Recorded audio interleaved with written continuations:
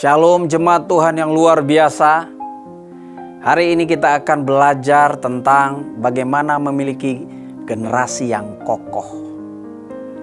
Kita terkadang bingung menghadapi keadaan anak kita. Anak kita mungkin tidak lagi mendatangkan sukacita, tapi mendatangkan kekecewaan kepada kita. Tapi dengar baik-baik, Tuhan berbicara dalam Mazmur 128 ayat yang keempat sampai dengan yang keenam.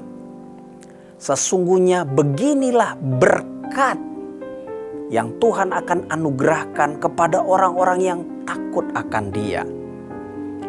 Ayat 5 dikatakan, Tuhan memberkati engkau dari Sion. Untuk apa? Yang pertama, supaya kita dapat melihat kebahagiaan sepanjang hari dalam hidup kita. Dan yang kedua, supaya kita bisa melihat anak-anak dari anak-anak kita dalam damai sejahtera Allah. Artinya kita bisa melihat keturunan ilahi. Semua berkat-berkat ini Tuhan anugerahkan kepada orang-orang yang takut akan Dia. Kita dibuat mampu melihat kebahagiaan.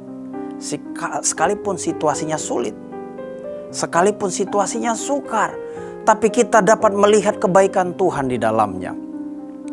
Roma 8 ayat 28 berkata, Allah turut bekerja dalam segala keadaan untuk mendatangkan kebaikan kepada kita, orang yang mengasihi kita.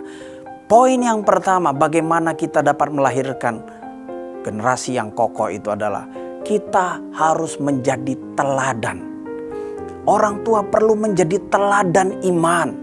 Seperti yang disampaikan dalam Ulangan pasal 6 ayat 2-3.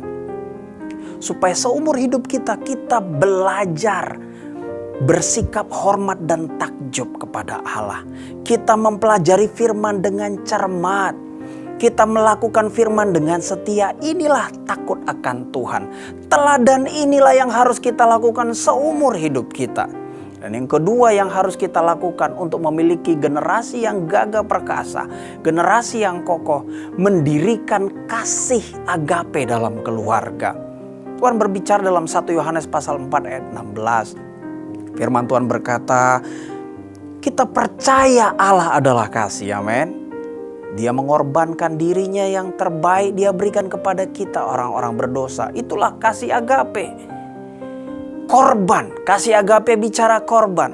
1 Yohanes 4 ayat 16 berkata, Allah adalah kasih.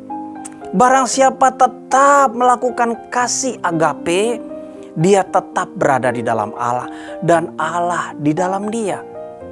Kalau Allah ada di dalam kita, maka kita akan menjadi berhikmat. Tapi bagaimana supaya Allah di dalam kita dan kita di dalam Allah, sehingga kita menjadi orang berhikmat dalam mendidik anak-anak kita.